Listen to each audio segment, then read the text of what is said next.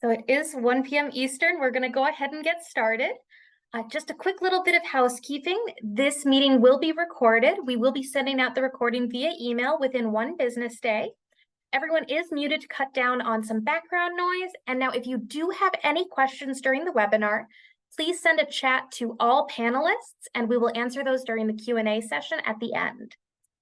So welcome everyone to our Tips for First-Time Homebuyers webinar. My name is Jessica Jennings and I am joined by David King. So I'm a partner experience specialist here at GreenPath Financial Wellness. I started at GreenPath in 2020 as one of our client advocates, the first person someone talks to when they call into GreenPath. And then I spent a little bit of time working with our clients on active debt management plans. And now I'm here in the partner experience team, and I'm so happy to be joining you. And I have with me David King on the line. David, do you want to go ahead and introduce yourself to everyone? Absolutely. Hi, Jessica. Thanks for having me here today. As she mentioned, my name is David King, and I'm a real estate agent with Howard Hanna Real Estate in the Metro Detroit area. And prior to being a full-time real estate agent, I actually had the pleasure of working at GreenPath as well, learning about their debt management programs, all the things that they offer there. Absolutely love the company. And I'm very excited to be here with you all to help talk through the home buying process and how GreenPath can be a resource for you guys throughout that process. Yes, and David is in the Metro Detroit area, and if you'd like to connect with him after today's webinar, he is available at davidking@howardhanna.com, and that email is in the chat. So David and I actually know each other because this February, he helped my husband and I buy our first ever home. So it was a really long process. I believe we started in, was it 2023, David? Yeah, we started, I believe, April-ish of 23. And at that time, everyone was really looking for our first home, especially with the summer break starting for school and trying to get into homes before the new school year started. It was ultimately incredibly competitive, and we decided to actually take a step back from the home buying journey for a few months. And then we restarted again a few months later, and David helped us find our perfect home. So for today's agenda, we want to help you get some resources to find your perfect home. So we'll go over how the home buying process works. David will help us kind of see what a realtor's perspective on the home buying process is. We'll talk about how to navigate the process and set expectations, and then we'll finish out with a Q&A session. So let's go ahead and get started. Now, let's talk about who GreenPath is first. So we are a nationwide nonprofit organization that provides financial education and tools for people to lead financially healthy lives. We provide a variety of services, all designed to help our clients understand and work toward financial wellness. All of our basic financial assessment conversations are free and confidential. I'd like to repeat that part. All of our basic financial assessment conversations are free and confidential. You can take advantage of a free financial assessment with a GreenPath financial wellness expert. We'll discuss your spending plan, review your credit report, discuss your housing concerns or different student loan options, and we specialize in helping people explore options for dealing with debt. Now, let's get into the meat of today's subject. While it may sound like a quick one-and-done process, home buying is actually a series of actions that are taken until closing and continue after all the documents are signed. We'll be taking you through the steps to take before, during, and after the home buying process. So before you start, where do you even start when buying a home? The first thing to do is really start to learn about home prices in your desired area. Feel free to start where everyone else starts in the beginning of their new home search, online. You can do some digging, check out big name websites, Zillow, Realtor.com, Redfin. Now, we understand that starting the home buying process happens well before you start making any phone calls. And remember, the values online are not always 100% accurate, but they're a good place to start getting an idea of estimated home prices in your area. This gives you a great jumping off point to start to create realistic expectations for your home purchase process. And GreenPath can actually be there to help assist you in finding out what a reasonable down payment could look like for you. David, do you have anything to add about anywhere else to be looking for resources on home values? Absolutely. You can reach out to a local agent who can get you set up with access to the local multiple listing service, or you may hear the term MLS, that can help send you listings in the area, not necessarily to buy, but to get you an idea of what the market's doing. You can look at local real estate boards. There are agencies that keep track of those kind of statistics as well. Like she mentioned, a bunch of websites, whether it's an agent specific website or homes.com or other places that you can go to get that general information about what's going on in your area. Yes. So once you've done that, the next thing is to create a list of wants and needs. So this can look like things like, does it have a reasonable commute to work? Is it in a school district that I need? Is there a particular neighborhood drawing me in? Are you looking for a single family home or a condo? Is there a homeowners association? Will there be dues every month? Now, just as important as that list of wants and needs, there's also the important idea to create a list of things you do not want. So David, what are some things that you might not want while looking at homes? Yeah, so these two lists go hand in hand. When you're looking at your wants and needs and no-goes, you're going to look through what are essential for you and your family or whoever's going to be living in the home. So the no-goes would be kind of opposite. So if it is, this has to be a place that allows certain pets. Well, a no-go would be if I go to a condo or a neighborhood that has restrictions on that, well, that's just not going to work for us. We're not going to be able to do that. Or if it's got to be, in this certain school district, not maybe it doesn't have to be a certain town, but you want to be in a certain district. If it's in the right town, but in the other district, that would be a no-go. And so it's going to be dependent on each individual person, what works best for you, what are you really looking for, and kind of what your expectations are in terms of how long you plan to be there, how that list is going to be. And we'll talk about this more in detail later on in the presentation, but be prepared that this list that you compile, it's not set in stone. It's going to change a little bit as you go through the home buying and the viewing of home process. You'll start to refine this list. Maybe there'll be things that were needs for you that all of a sudden you realize that's not that important, or other things that you hadn't even thought of that will all of a sudden be that's a no-go. We cannot have this in our house or in the neighborhood or various other things that come up. Absolutely. So this can feel like a very daunting process, and we want to make sure you know that you are not alone. The biggest thing almost everyone says to themselves, and I know that we did, was who can help us make all of these choices? This is one of the biggest purchases you may ever make, and you don't have to do it alone. You'll have a team of experts with you to help answer all of these questions. You can call GreenPath, and we can educate you on what homeownership could look like and help determine some next steps to get you prepared to purchase. Your local financial institution or mortgage lender will help create a pre-approval letter and write the loan once you've found your home. And you'll also want a real estate agent on your team to help you find the perfect home. Now, David has been both a GreenPath counselor and is currently a real estate agent and will provide some great perspective for us today. So once you have your research done, it's time to get all of your documents in a row.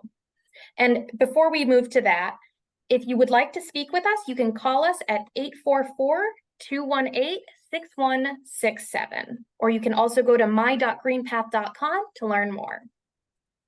Now, let's get those documents in a row. Typically, most lenders are going to ask for the following documents that we will be covering. The first is identification. Typically, this could look like driver's license, social security card, could look like passport, basically anything to show that you are who you say you are. Next up is going to be proof of employment or income. Usually that's pay stubs. You'll also want to get bank statements. Oftentimes you can actually get these right from your bank's online portal. Now, you also will want to get some tax documents, a list of your debts, and if you are receiving a gift, you'll also want a gift letter. So, David, why is it so important that I have all of these documents? It's going to be very important that you have all these ahead of time to be able to help if you are using financing. So if you're going to need a mortgage with the purchase, most loan officers are going to want to look at those to verify, like you said, Jessica, that you are who you are, and to verify that you're in a position to where you'd be able to afford a mortgage, be able to make the payments, be able to afford a house. And even if you're paying cash, if you're in a fortunate position to where you have cash to do that, having those assets or having lists of those assets available is going to be helpful to be able to make a strong offer on a property, because sellers want to know that they can actually, the person that they're selling it to can actually purchase the property. So that's important to have that compiled ahead of time, as well as if you do it ahead of time when it's not as stressful, because if I'm being transparent, there are times where it can get stressful. Or you're so excited and you're thinking about the home itself that you kind of get lost or the documents get lost in the shuffle. We want to take care of that ahead of time so you don't have to worry about it. It's just taken care of. And if anything's needed at a later time, then you can take care of that. Yes, and it can be extremely helpful to store these documents in an encrypted folder or in a shared online drive, especially if you're purchasing this home with a partner. So let's take a note on credit.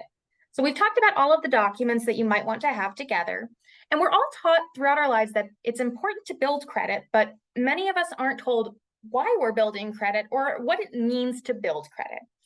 Your credit report and score will be pulled in the process of pre-approval for a mortgage, and it can have a significant impact on your mortgage rates you could be offered and how strong your offer can look. So while credit may seem simple, it certainly isn't easy. Now, if you'd like to see what's on your credit report without harming your score or see how it might affect your mortgage readiness, you can reach out to GreenPath at 844-218-6167. Once again, that is not going to impact your score, and we can help you take a look at what is on your credit report. David, do you have anything to add about credit reports before we move forward?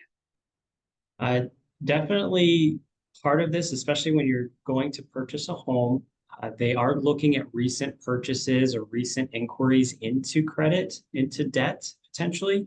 So if you're thinking about getting a mortgage to purchase a home, try to avoid any major financing purchases, at least for a couple of months, because that could really impact your ability to get the mortgage that you need, get a better interest rate, or other things that are going to make the home buying process a much better experience for you. Absolutely. So once you've done all your research, gotten all your documents together, it's time to get pre-approved. You may hear the word pre-qualified tossed around in the home buying process, but it's not the same thing as being pre-approved. So in the process of pre-approval, you're going to get a pre-approval letter. So what is that? In short, it's a letter that tells the real estate agent and sellers that you're capable of financing the house that you want to make an offer on. So what are some things that you'll need to do to get pre-approved? The first of those is to find a lender. Oftentimes, it's great to start by reaching out to your financial institution and seeing what they might offer. David, who else can you reach out to find a lender? Of course, you can reach out to a local real estate agent. Part of our job is to have connections with local experts, and most of us have lists of reputable lenders that we trust and would entrust our clients to. And so agents can help refer you to a good lender in the area. Like Jessica mentioned, you can go to your financial institution, so your bank, credit union, or other type of financial institution to get that information. And there are other mortgage brokers or others in your area that would be able to help look into your situation and see what's best for you. Absolutely. So once you've found your lender, it's time to provide all of those documents. And that's why we suggested getting those together before you start reaching out to lenders, because now it's all in one easy folder or one shared online drive that you can access easily. A lot of lenders actually use online portals now to upload documents. And so this can make this process very quick. I believe we got it done same day that we found our lender. And then at that point, you'll get your pre-approval letter. So this letter is going to state the lender's willingness to lend you that money up to a set amount. Now, this is why it's so important to have your first step research done by this point. because you may actually be pre-approved for a house that you might not be able to afford. So to get this letter, you'll need to work with that mortgage lender, and you should expect to fill out a loan application to get the letter, and you can also expect a hard pull of your credit. Now, that is the pull of your credit that does affect the score. Now, once you have this letter, though, sellers and real estate agents will take you more seriously. The lender will also help you understand how much money you'll be expected to put down.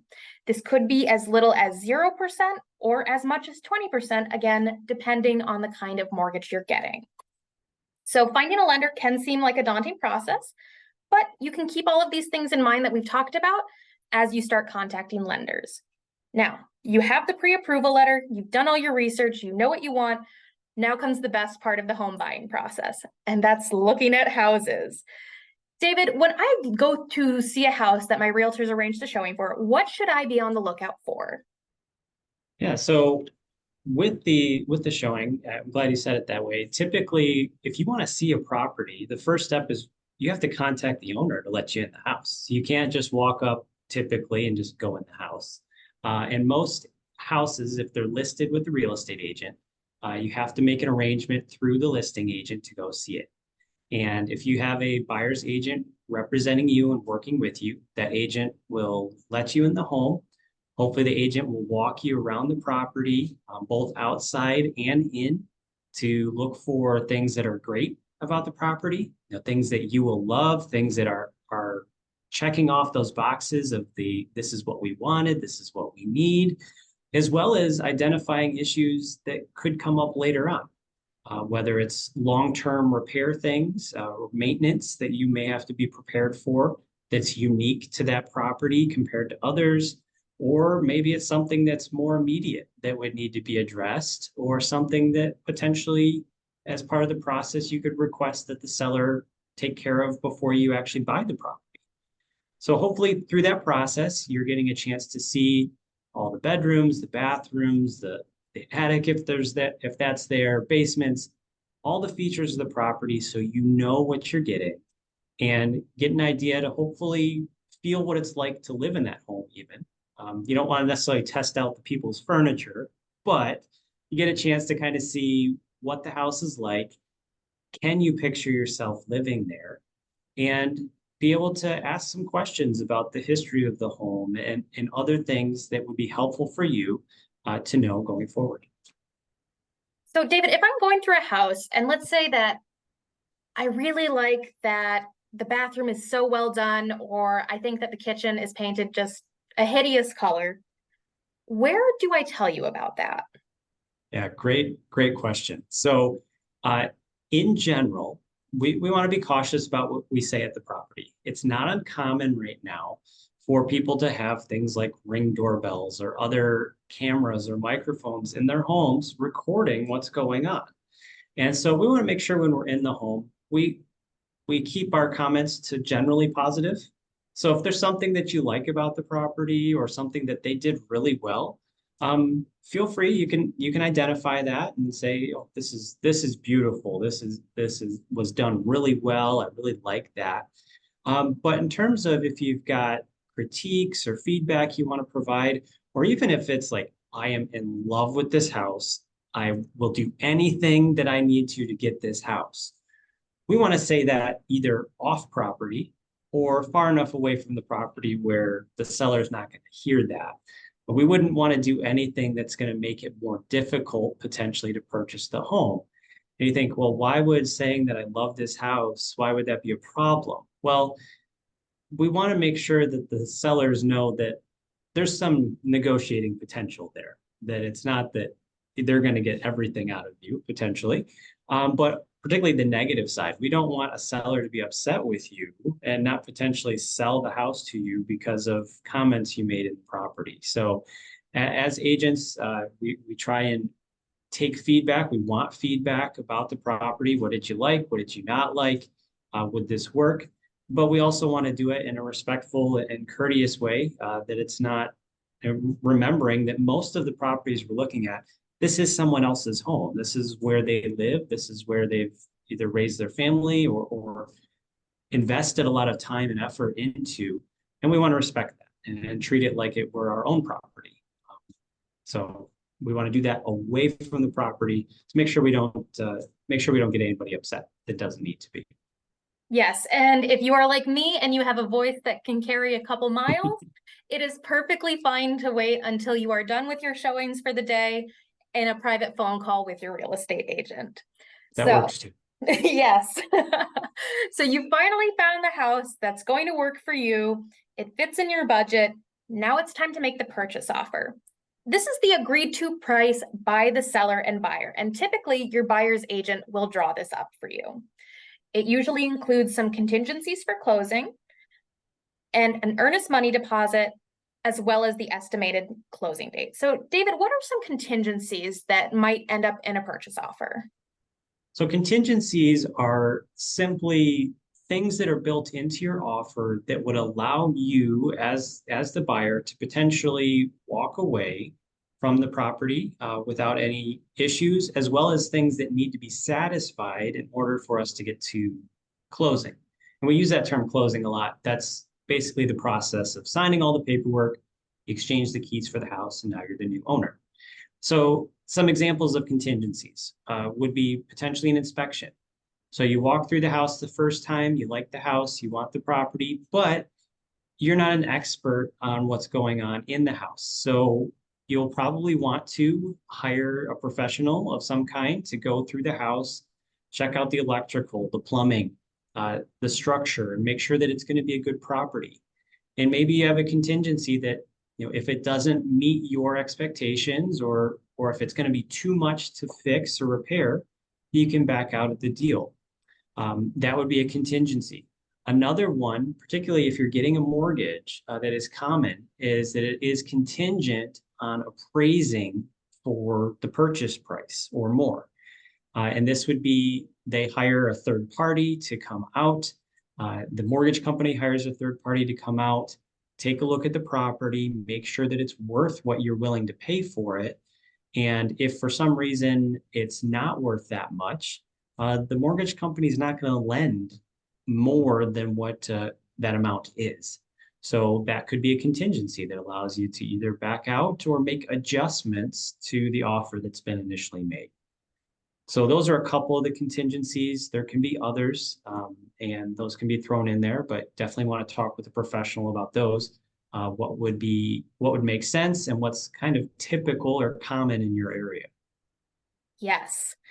And what's this earnest money deposit? Earnest money deposit. This is a deposit that you as the buyer would make typically shortly after your offer is accepted, or sometimes even before. You'll put money aside with your real estate agency or a title company or attorney to show the seller that you are serious about purchasing this home. Now, this money, it's a deposit. So if one of these contingencies that we talked about, if you end up backing out because of one of those, typically you get this money back. But if you do proceed with the purchase, this earnest money deposit goes toward your down payment and closing costs. So it's not money that's just thrown away. It's money that's going toward the purchase of the home. But the purpose of it is to show the seller, I'm serious. I'm not just going to walk away. Because if you simply just decide last minute, I don't really want to buy this house, and you don't show up to the closing, please don't do that to people. That's not very kind. But it also, if you did that, the earnest money that you put down would go typically to the seller, because you were showing them with that deposit that you were going to stay with the purchase through closing, and promising them that you were going to buy it. So that's what it is. It's a good faith deposit. It's a promise to buy the property, assuming all the other contingencies of the purchase are met. Yes. Now, David, why does it say that it's an estimated closing date and not this is the closing date? Yeah, great question. Because we say estimated because depending on how things progress through the process, particularly if you're using a mortgage company, sometimes there might be delays in getting approved for that mortgage. So if it does get delayed, you may have to push back that date a little bit to be able to close on time. Or there are times where the mortgage process goes really fast, and maybe you put a closing date or an estimated closing date of a month out, but the mortgage company's on top of everything. They got everything done, and you get what's called a clear to close, basically an announcement that you're able to go ahead and purchase this property. You get that in 2 weeks. You could potentially close sooner. You can move it up. So the goal is that you close on that time, on the estimated closing date, and that is the intention, but it can be flexible. Now, if you do change it, typically you're going to have to write some kind of amendment to the purchase agreement so that everybody understands we are adjusting that. But it can be a little bit flexible. There's some movement there. As well as I would definitely encourage you, if you are a buyer and you have an estimated closing date, make sure that you don't schedule any vacations or time away at that time. That is the intended closing date. So we want to make sure that we're in town, that we're available to actually purchase this property and get the keys to your new home. Yes. So you've finally gone through, you've closed, you have the keys, and now it's time for your first year of home ownership. So the home buying process doesn't end just when you get those keys. Some things that we'll be going over are escrow. You'll also want to be aware of the homestead confirmation. This is essentially a document you file for tax purposes. Typically, the title company can actually file this on your behalf, but it's great to follow up and make sure that it's been filed. We'll talk a little bit about nesting. So it's now your home, and that means you get to make it yours. And we'll also talk a little bit about planning for maintenance. So let's talk about escrow. What is it and how does it work? So escrow is made up of expenses that you should expect to have for as long as you own the home. It typically includes property taxes, insurance, and if you have it, private mortgage insurance or mortgage insurance premiums. You would have to pay this on your own, even if you do pay your mortgage in full. So escrow is the part of the mortgage payment that's basically there to protect the property. The mortgage company commits to paying the property taxes and homeowners insurance from the escrow account on time each year. Now, missed payments to escrow can lead to a catastrophic loss of the home or foreclosure. Generally, with most mortgages, the escrow is the only part of the payment that can change each year. David, anything to add about mortgage escrow? Yes. So like Jessica just said, it can fluctuate depending on if there have been changes to the property taxes, especially if you've just purchased a home. Do anticipate that those are going to change within the next year. If there's a change to your homeowner's insurance, or if you've got a conventional mortgage and you're at the point where the PMI has dropped off, that can actually adjust that payment as well. There are opportunities to contribute directly towards your escrow.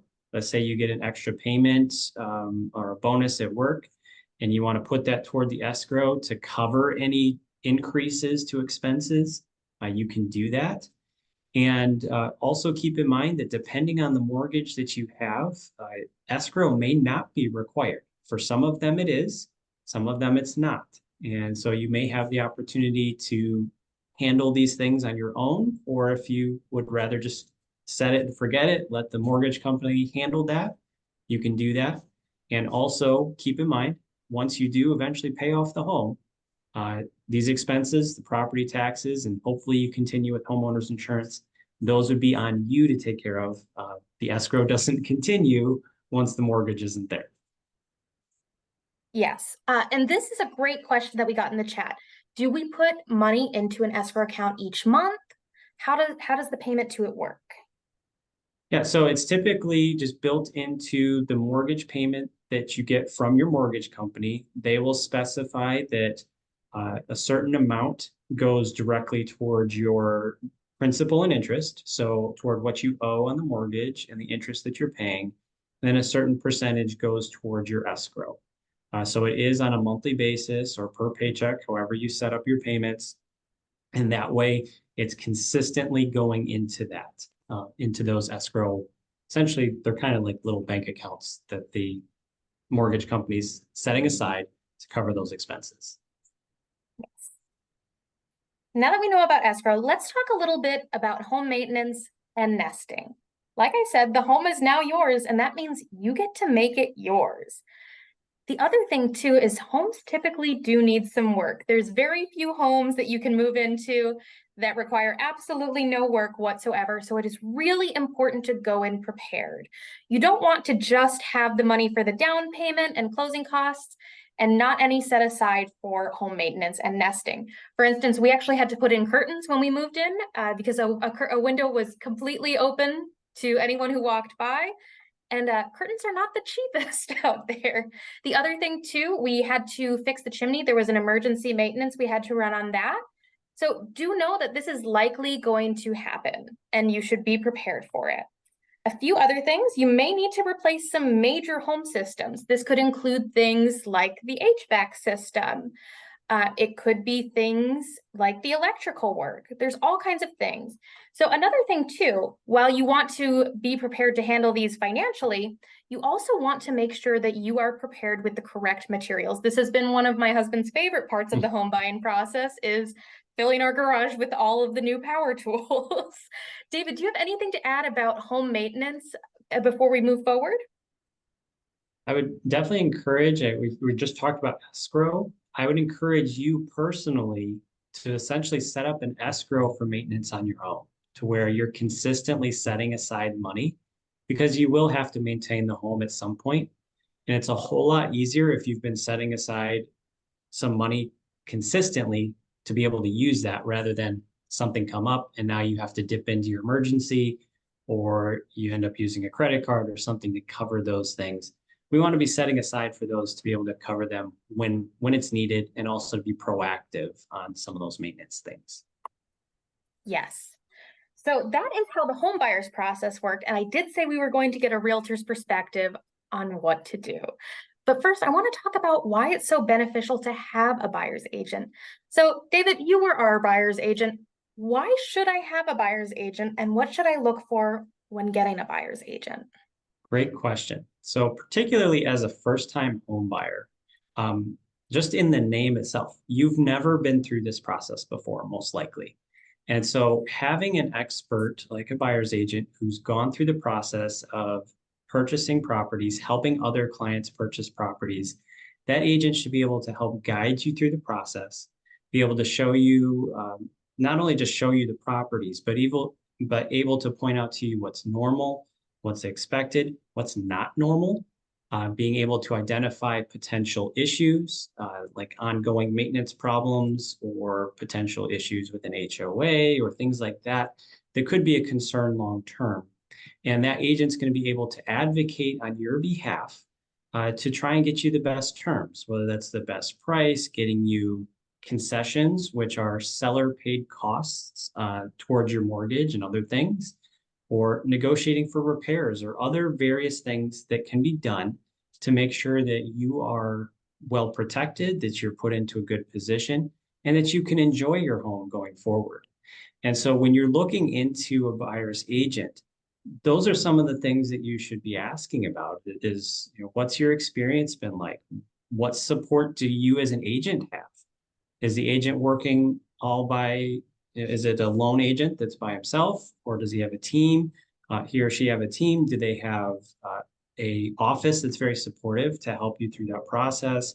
Does that agent have other referrals? I mentioned earlier, talking with agents about getting lender referrals. Agents typically are going to have a list of inspectors that they trust that will come out and make sure that this house is going to be good for the buyer. They may have referrals for different contractors that can help with repairs after closing or even before closing. Different things like that, as well as I would encourage finding someone who's going to be patient and be an educator, be willing to be an educator, because this is your first time going through the process. Is that agent going to sit down with you and talk through this process? Is that agent going to be willing to empathize with you when maybe you miss out on the first house that you put an offer on and it's really tough? Is that agent going to walk you through the whole process and be there with you, be an advocate, be a resource for you during the whole time? Or is that agent simply just going to open doors for you and make you do all the work? So those are some of the things that you want to look for in a good buyer's agent. Yes. So David, we talked about what I should look for when I'm looking at a house. What is my buyer's agent going to help me notice? Yeah, so we mentioned it a couple times, definitely looking for potential issues that are going to be ongoing. Confirming, the agent should be confirming that the lists of goes and no-goes are being checked off. And if they're not, the agent should be even willing to confirm, like, okay, is your list changed? Has this adjusted to make sure that maybe there's one thing in the house that you really love, and that's kind of throwing off the perspective on the whole process. Because when you get into this process, you'll start seeing houses with buyer's eyes, which may sound kind of weird, but there will be things that stick out that you'll be like, oh, I absolutely love this. And you might ignore something else that was maybe a bigger concern or a bigger deal in the long run. And so that the agent will be looking for those kind of things, because a good agent's had that conversation with you of what are you really looking for and why do you want this? What do you want out of this home? And being able to identify that for you. Yes. So some things too. This is something that I actually heard from my own mom when we started the home buying process. It's cheaper to work directly with the listing agent. Don't go for a buyer's agent. Is this true? Usually, no.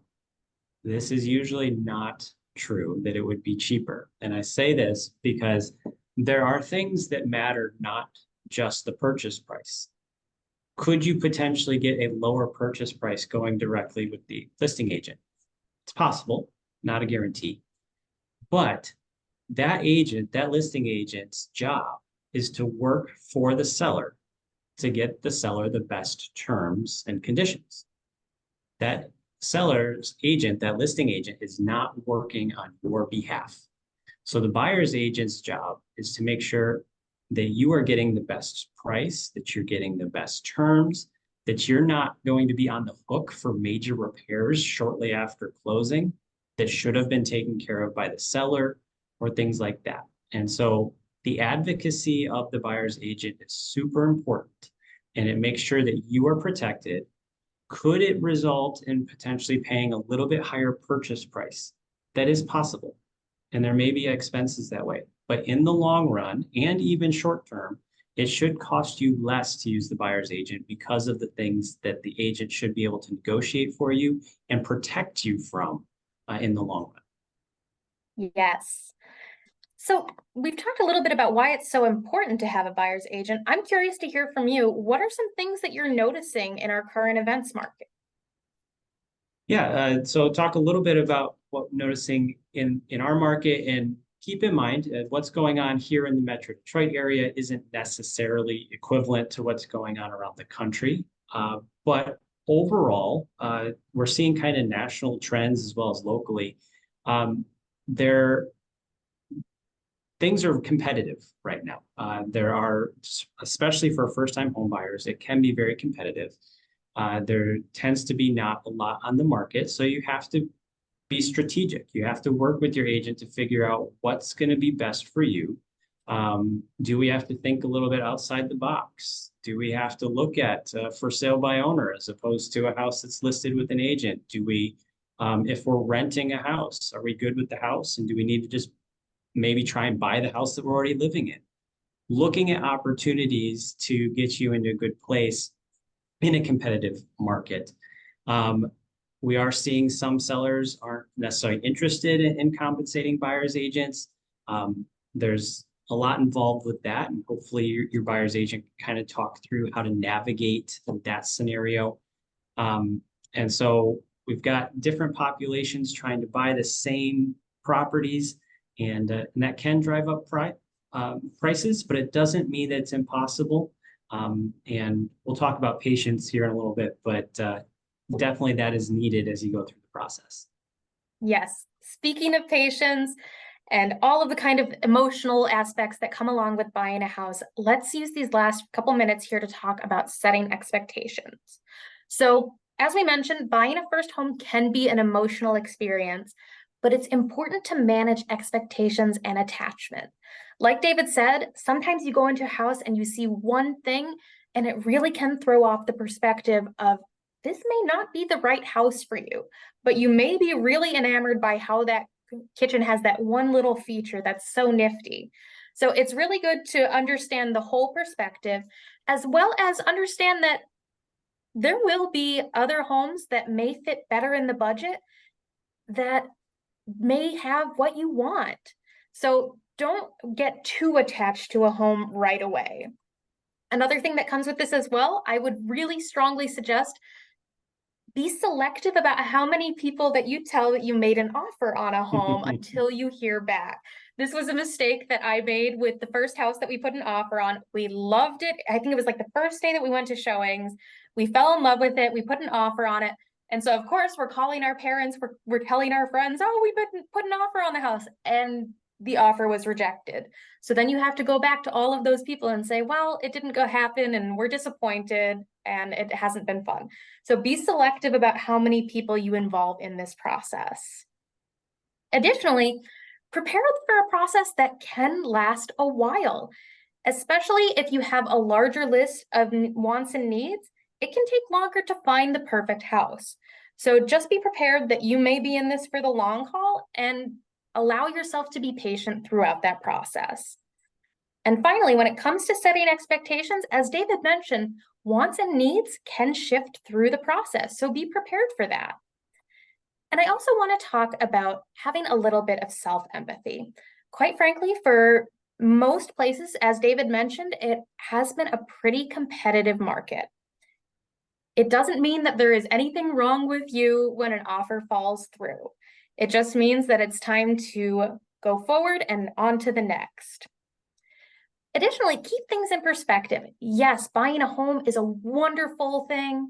It's a very important thing for most of us, but it usually is not the be all end all. Feel free to lean back on your support system, the people you care about, the things that you love outside of the home buying process as you go through it. And finally, view everything as a learning experience. And this is another thing where it can be really beneficial to have a buyer's agent. So yes, the offer might not have gone through, but your buyer's agent can help you understand why and how you can make your next offer just that much stronger. Now, we do have some resources that we'll be sending out along with the recording of today's webinar, and it will be a understanding your credit report. We'll have an article for you along with a budgeting worksheet. And once again, if you'd like to take advantage of our free and confidential services, you can feel free to reach out to us. And I'll pop that number on here and then we'll move into our questions. So, David, I'm going to go ahead and scroll on up because we've had a few questions come up throughout the webinar. And I think some of them would be wonderful to get your perspective on. So let me go ahead and get to this.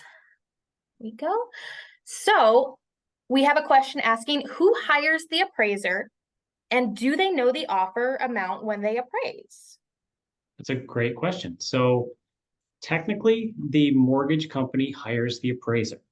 Now, typically, also, the buyer is going to be the one to pay for that. They will pass along that cost to the buyer, but the lender is the one that hires the appraiser. It's typically a third party, someone outside of the mortgage company that's going to go look at the value of the home. And it's not uncommon that they will get a copy of the purchase agreement. So they will know what the purchase price is for. They'll know what some of the terms are. And so that will be part of their process to make sure that the house does come close in value to that price. Right. We've got another one here. Does the earnest money deposit only go to the closing title company, or can the seller select where it goes? Oh, so it can be held at various different places, if that's what the question is meaning. It could be held potentially at your agency. So if you have a buyer's agent, your buyer's agent brokerage or wherever they're at can potentially hold that deposit. It could be at your title company or your attorney's office, depending on which state you're in. They use different systems. But the seller sometimes will request that it go in a different spot. Now, keep in mind, a seller may say that it has to be in this certain location. Everything is negotiable. If they really want your offer, but you want to keep your earnest money in a certain spot, they may have to allow you to do that if you have a really great offer. But keep in mind their perspective. If it's on their side, then they're more confident that you're going to close. So it can be held in different places depending on the way things were set up in the purchase agreement. Great. Okay, I've got a two-parter here. So I'm going to ask you the first part and then go for the second. Sure. So the first is, how can potential buyers find a qualified and independent inspector to identify hidden problems in the house, such as structure, foundation, plumbing, roofing, or electrical? Yeah. So say very similar to the way we research any service right now. You can talk with professionals who work in the business. So let's say talking with an agent to help you identify some of those that they've worked with in the past. You can go on different websites like Angie or others that have lists of people that do that. You can look on different websites that have different reviews. Call around to different inspectors and ask those questions. What's their experience been? What reviews do you have? Are you with the Better Business Bureau? Those type of questions. You can research those online. You can call around, or the way that we typically find contractors or other things, talk with people that you know that purchased a home and what was their experience with their inspector. Did they find that it was very helpful? Was there anything that inspector missed? Was it something that the inspector pointed out that was a huge save for them? And so asking around, doing that kind of research would be helpful. I hope that answers the question.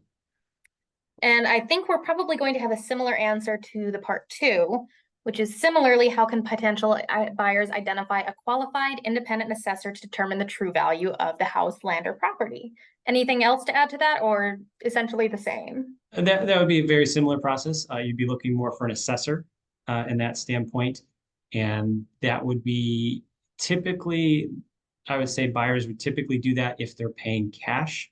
They may want to consider doing that because if they're getting a mortgage, they're going to end up paying for that twice because the mortgage company is going to do it themselves. They have to do that.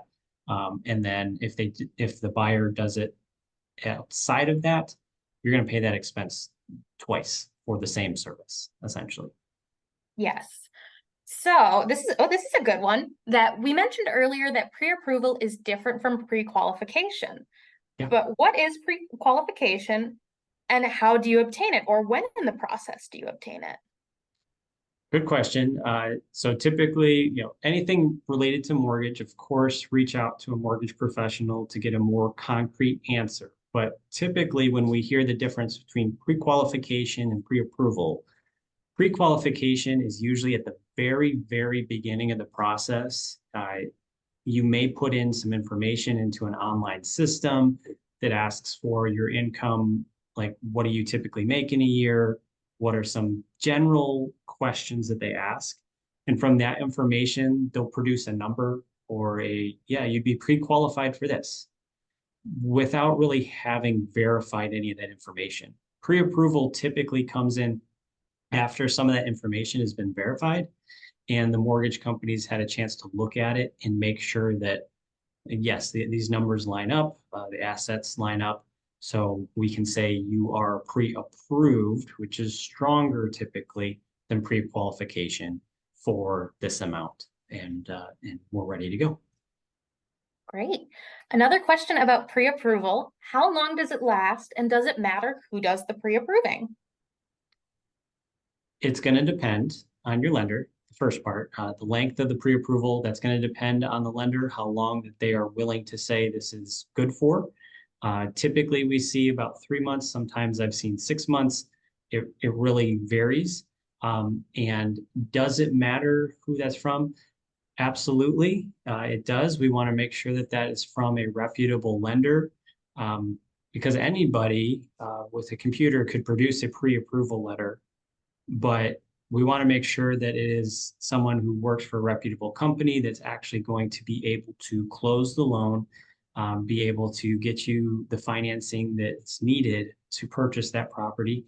And we want to make sure it's someone that's going to be communicating with you and on top of the customer service to make sure that the process runs smoothly.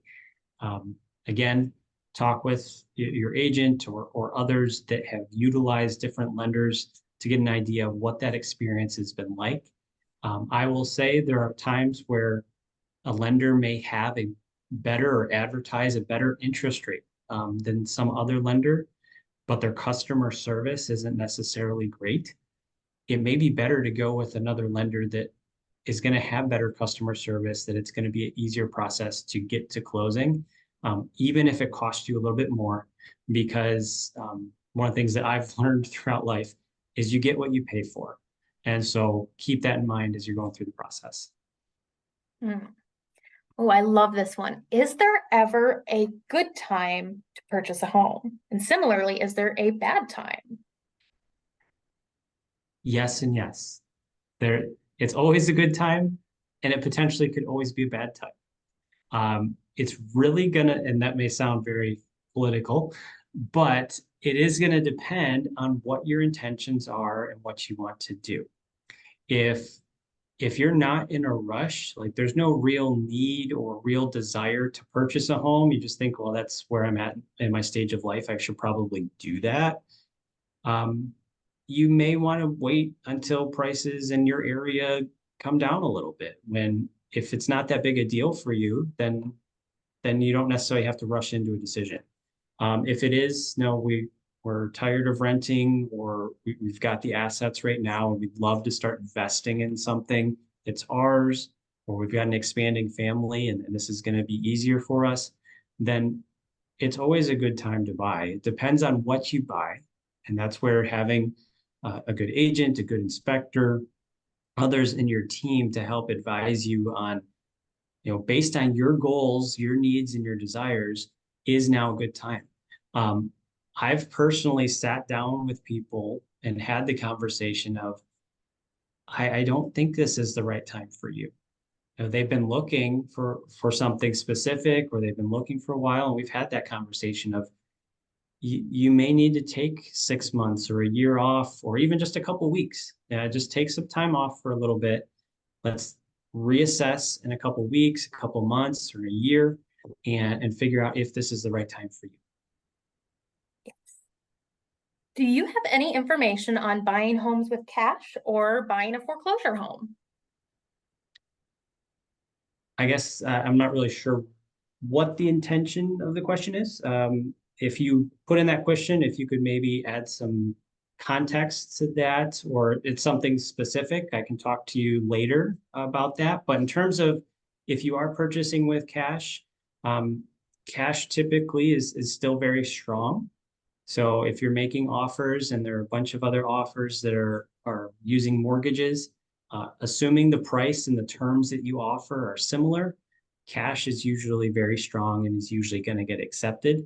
Not always, depending on the scenario. Um, foreclosures, you definitely have to do your research. Definitely do your inspections. Take care, have a due diligence period where you can figure out what it is that you're getting. Buying foreclosures tend to be a different process because you're buying through a bank, a property that's owned by a bank or a municipality, and maybe a tax foreclosure or other things like that. There are some different steps involved, and it's going to depend, it's going to vary from state to state and region to region how that goes. But again, if you have more specific questions on that, sorry if that doesn't answer the question, but if you do, feel free to email me later on. I'm happy to circle back on that. So I get a question that says, how much can opening a credit card impact receiving a mortgage? And the answer to that is, it depends. So there's a lot of different factors that go into a credit score. So it may have a larger impact for some, it may have a smaller for others. It really depends on your individual situation.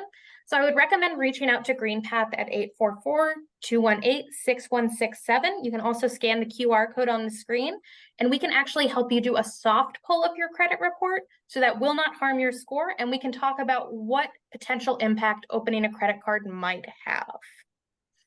Oh, this is interesting. So once you get a buyer's agent, do you still need a real estate agent? Okay, good question. A buyer's agent should be a real estate agent. Those should be the same thing. So typically, or at least in certain areas, we have listing agents and buyer's agents. They're not necessarily mutually exclusive. So myself, for instance, I help people with both buying houses. So I act in that realm as a buyer's agent. But I also help people list their homes and sell their homes. So I work as a listing agent. And so I'm a real estate agent. That's the overall title, but I can work in different roles within that. And so once you've hired that buyer's agent, that hopefully is a licensed and reputable real estate agent in your state that would be able to help. Great. Ooh, I've heard people talk about buying points to bring down the interest rate. Can you talk about this a bit more? Sure, I could talk a little bit about it. I'm, of course, not a lender, so the specifics for your mortgage, how much that's going to cost, and those type things, definitely talk with your loan officer about that. But there are typically options if you wanted to pay more in closing costs, paid toward the mortgage up front, it's essentially prepaying interest, and this would allow your interest rate for the long haul to be cheaper. So that's going to vary on the cost, how much that is. You may want to talk with your loan officer about if that's going to make the most sense for your scenario, or if doing a short-term buy down, because there are different programs that allow sellers to contribute toward that, or other options to help get your interest rate lower, at least in the short term, and then maybe you refinance at a later time to a longer term, lower interest rate, depending on your scenario. But that is an option. So talk with your loan officer to get the numbers and figure out what's best for you. Yes. Oh, I think you're going to like this one, David. Some say it's better to buy a new home versus an older home. What do you think? And if you buy an old home, how old of a home should you buy? Okay.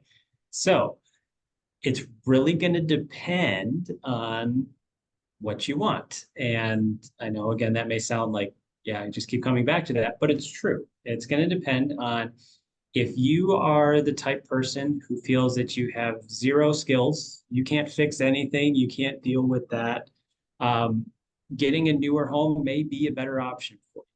But keep in mind, just because it's a new home doesn't mean that there won't be issues.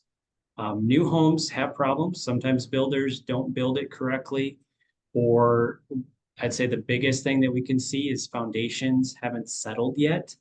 And so there could be potential shifting of the house or things like that that we haven't noticed yet. So those are factors you want to pay attention to. An older home, a more established home, you're going to typically be able to see some of those longer term issues that have gone on. And the older home, it's going to really depend on how well it's been maintained.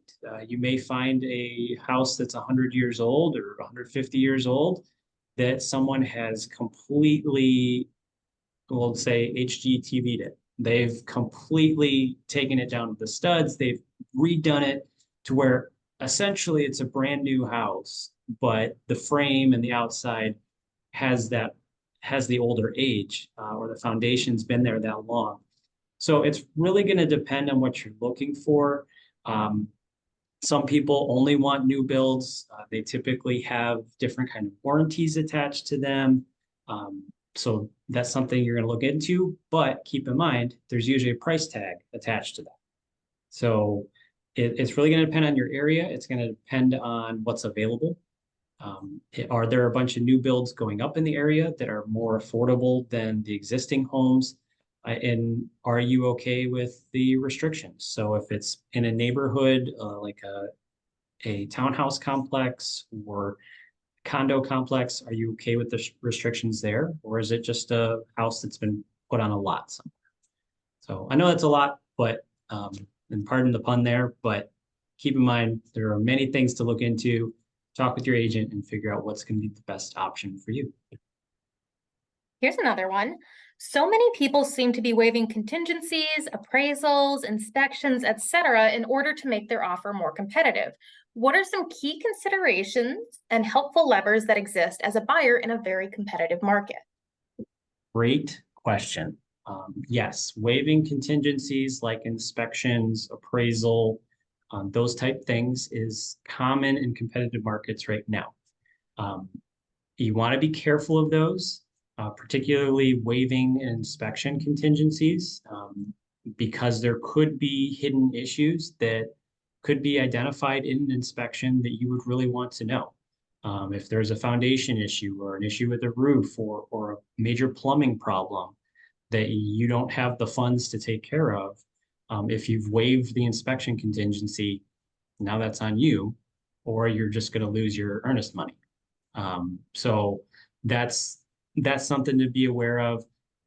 We see a lot right now of not necessarily waiving appraisal contingencies, but having appraisal gaps where people are paying cash above the appraised value to still purchase the home. You want to make sure that if you're doing that, that's not going to ruin your emergency fund to cover in case there were a job loss or a medical issue or even just a major repair that comes up after getting the home. We want to make sure that's not going to put you in a bad position, as well as we want to make sure that the ongoing monthly payment's still affordable based on those new terms of the loan. So you want to be cautious about those. It doesn't mean you can't utilize those tools, but each region, again, there's going to be things that are more common in one area of the country over another. And the agent, hopefully, that you're working with is well educated and informed on how to best leverage those tools in your specific scenario. Oh, I think you'll like this one as a former counselor of ours. Do you need a certain credit score to purchase a house? The answer is no, you don't.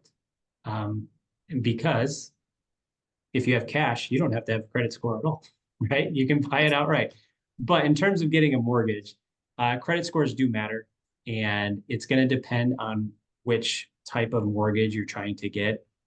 A conventional mortgage, which is kind of in the name, that the typical mortgage that people will try and get has a certain minimum credit score. And that's going to depend on how your mortgage company calculates it, because you actually have multiple credit scores.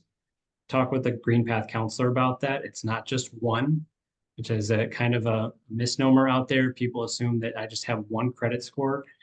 Each of the credit bureaus calculates it slightly differently, and your lender may even use a different formula to get it. So just be aware that it's not always the same number.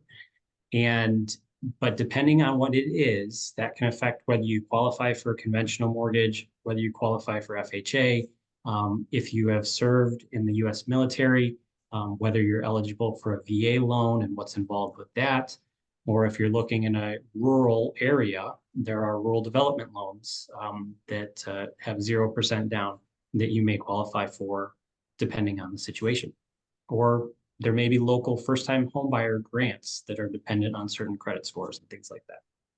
Yeah. So do lending conditions change if you have a spouse or partner who brings in dual income? Yes. So anytime that you say typically, yes, anytime that you bring in additional income, that's going to change how you're qualified, both the number as well as maybe what assets need to be confirmed. And so typically, the more money that's being made in the household or being used to calculate pre-approval, usually the higher you're going to get pre-approved for.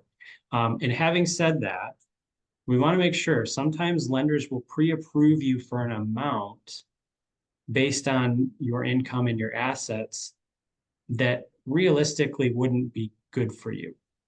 So they may pre-approve you for a lot more than you'd actually feel comfortable paying.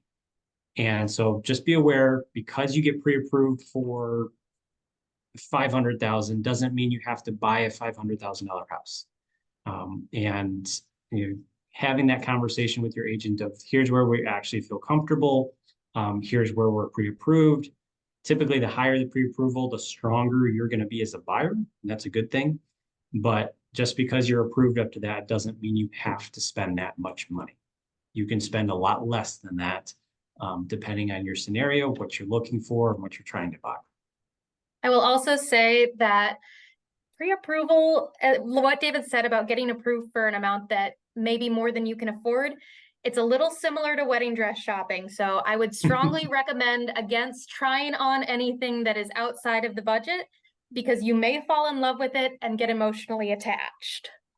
Oh, this is an interesting one. Are there any benefits for first-time buyers? For example, tax breaks? Good question. A lot of states and a lot of areas do have first-time home buyer programs. I'll say that way, not necessarily tax breaks, but they may have down payment assistance programs to help first-time home buyers get into that property, to be able to help with the down payment, cover closing costs, to be able to go from there. Each state, each municipality may have some different incentives for first-time home buyers, whether there is a tax break.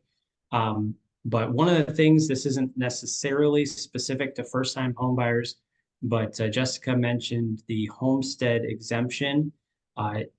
Definitely, if you are purchasing a home and intending to use that as your primary residence, in most states and most municipalities, there is a homestead exemption, which means if it is your primary residence, you will actually get a break on your taxes compared to someone who's using it as a rental or a second home or something like that. And it's usually a decent chunk cheaper if it is your primary residence. So making sure you submit that form, talking with your agent, with your title agency or your attorney who's preparing the documents about that is really important to make sure that you're saving as much money and protecting yourself as much as you can. Yes. Okay, I've got kind of a long one for you, David. So I do want to first of all thank you so much for joining us today and staying after our allotted time. But this question is buying land and working with a builder for either a new home construction or a tear down and rebuild always going to be more expensive than buying an older home? And are there any other big pros or cons about potentially building that new home? It's a good question. And there are a lot of factors that are going to affect the pricing. And again, this one, maybe we can talk more specifically offline to see about your scenario.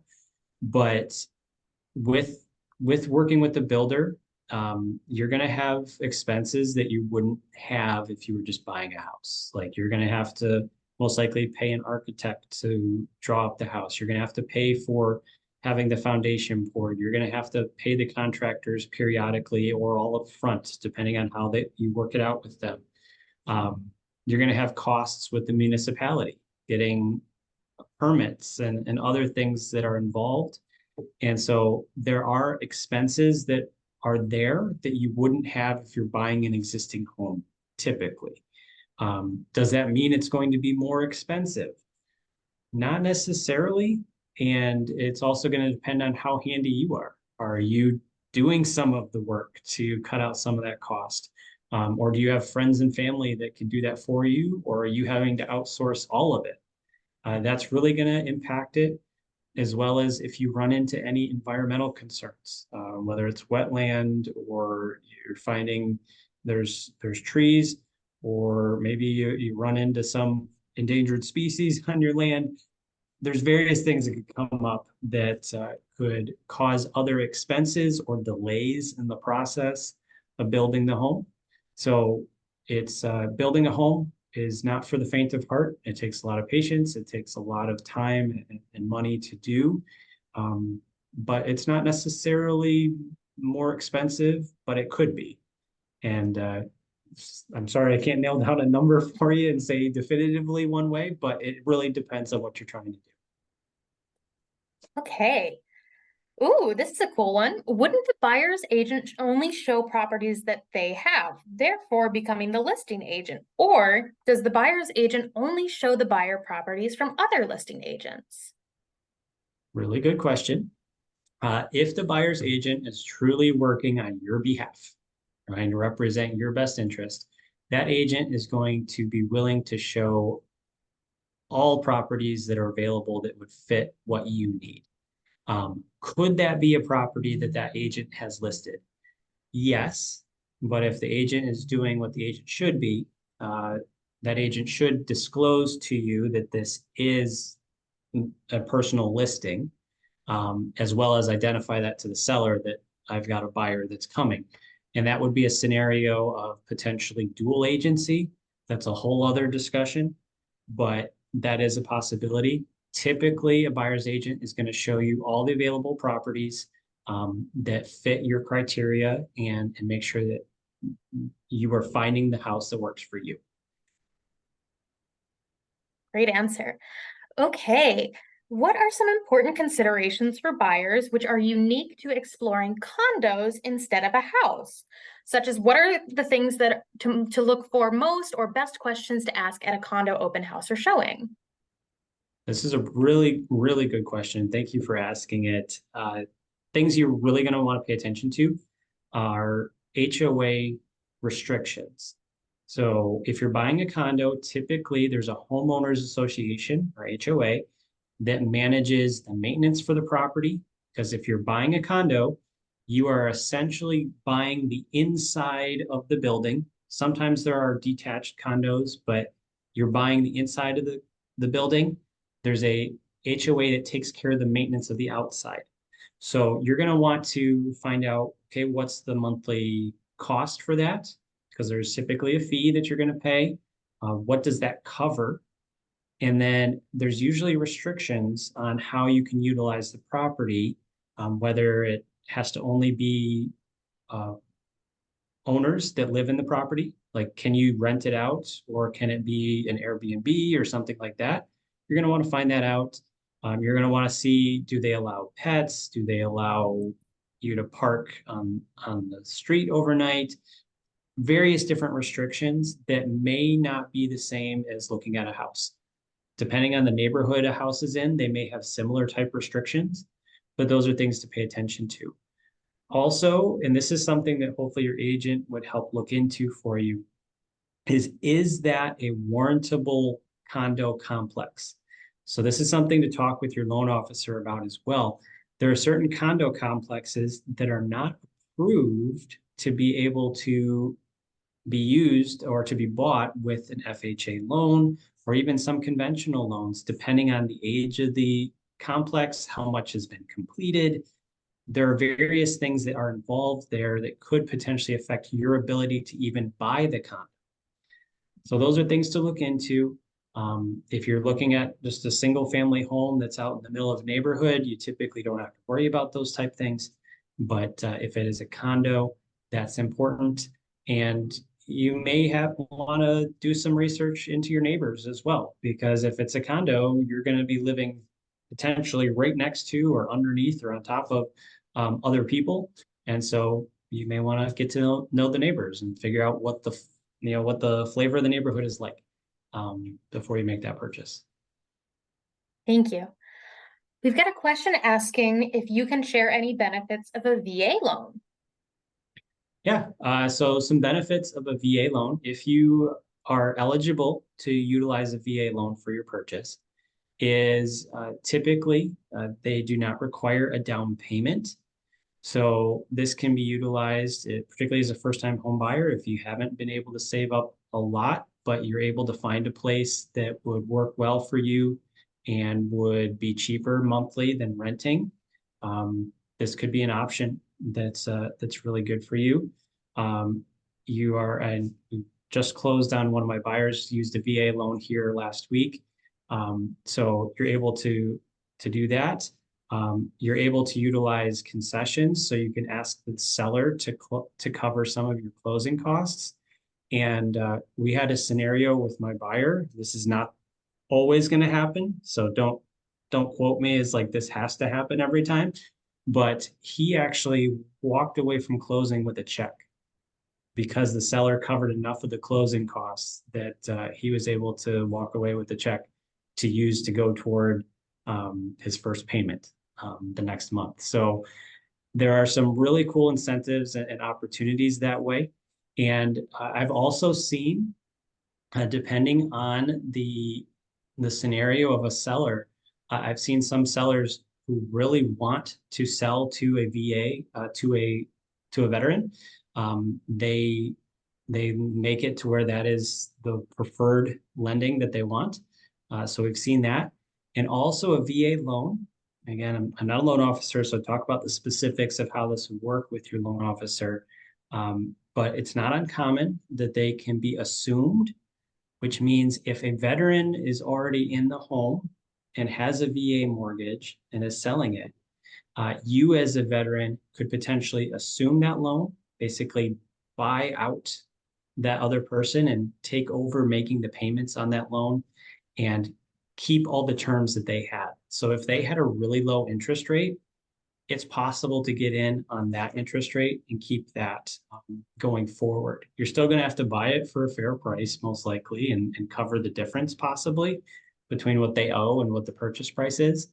But there are options there that aren't necessarily available with other lending instruments. Right. We also have another question relating to VA loans, asking what the definition of a first-time home buyer is for VA loan purposes. Well, typically, and first-time home buyer can vary from state to state, how they define it, and depending on the loan type. And because of the specifics with VA, I'm going to defer to your loan officer on this one to make sure that I'm not saying anything incorrectly there.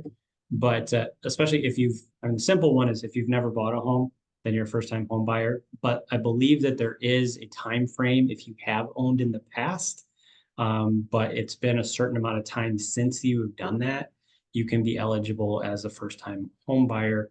But with VA, you don't have to be a first-time home buyer to utilize VA. There's usually a limit on how much you can have mortgaged out.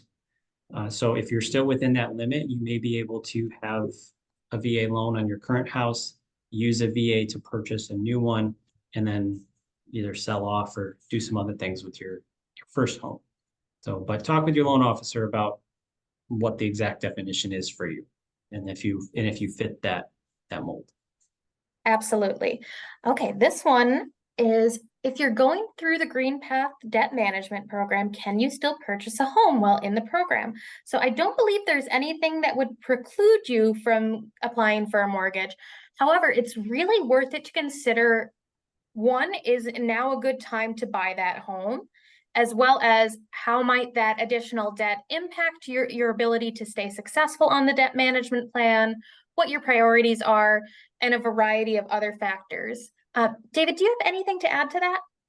Yeah, I would say that's also going to depend on where you're at in the debt management program or in the debt management plan. Like if you've just started it, and for those of you who don't know, if you're on a debt management plan, typically those credit cards are going to close. That can impact your score. And so depending on where you're at in the process, that could impact your pre-approval.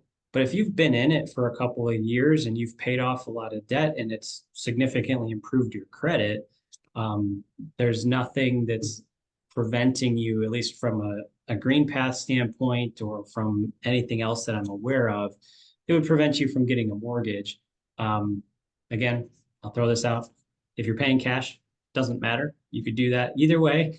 But if you're financing, that debt management program may have gotten you in a position to where you actually could more affordably purchase a home, maybe get you out of a rent situation that's less affordable, and be able to go from there. But definitely talk again, loan officer. And even if you're on the debt management program, call into GreenPath, talk with one of the counselors there about your scenario, kind of see where you're at payment wise and your debt to income ratio, that kind of stuff, to make sure it would fit for you. Ooh, is it safe to deal with a loan officer out of town or deal with one in your hometown? I'm not sure if this means out of state or just out of town. I'm going to assume safe being, is it okay to work with someone who's not from the area? It's perfectly fine to work with the lender who's outside the area, assuming that the seller's okay with that. And that's the big caveat here is, as we mentioned earlier in the session, part of the pre-approval is to show that seller that you are actually able to close, and that seller may not trust someone who, for use my example, like I live in Michigan. If we've got someone who's trying to purchase a home in Michigan, but they've got a pre-approval from somebody in Alabama, that seller may not want to work with somebody who's that far away, because that lender doesn't necessarily know how things work in this area.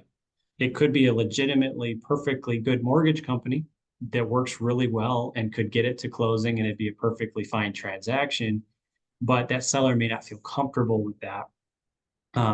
But you can have the same thing happen where you have a mortgage company that's in your town that's really big, that does a lot of business, and a seller may say, nope, I am not taking offers that have financing from that lender because I've had a bad experience in the past, or I used to work there and I don't want anything to deal with those people. Sellers can make decisions that, that it's their choice. And so that can come up anytime. So hopefully that answers the question. You can do it. If it's a matter of like a security thing, like you've been solicited from a lender outside of the area, you may want to do some research and make sure that that is a legitimate lender. But from a being able to utilize it, certainly you can do that. Great. So I'm not seeing any other questions in the chat currently, so I'm going to hold on here for another 4 minutes, and then I'll go ahead and close out the webinar. As a reminder, we will be sending out a recording after today's session within 1 business day that will also have those educational resources we've talked about. And if you do have any questions, feel free to reach out to GreenPath. And if you'd like to connect with David, please feel free to send him an email after today's session. And David, thank you so much for joining us today. I really appreciate your time. Well, it's been a pleasure. Thanks for having me, and I hope this was helpful for everybody. Like Jessica said, if you have any questions, you can email me. We'll put my email back in the chat for those of you who might not have had it at the beginning, and happy to answer your questions going forward.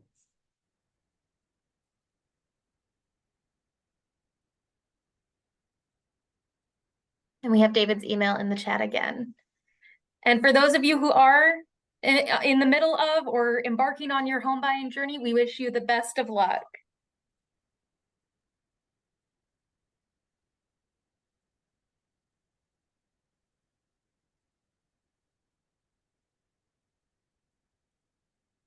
Thanks for joining us, and thanks for hanging on so late, guys. This has been Yes. It's been fun. Good questions too. Absolutely. I wasn't expecting some of these. It was a lot of fun.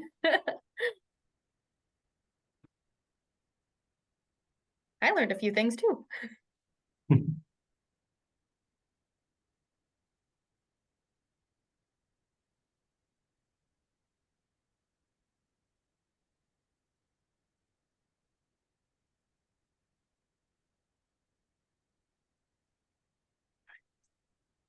Any last minute questions?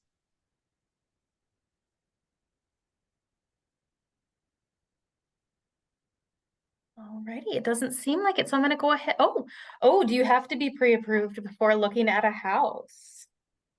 Do you have to be pre-approved for looking at a house? The general answer is no.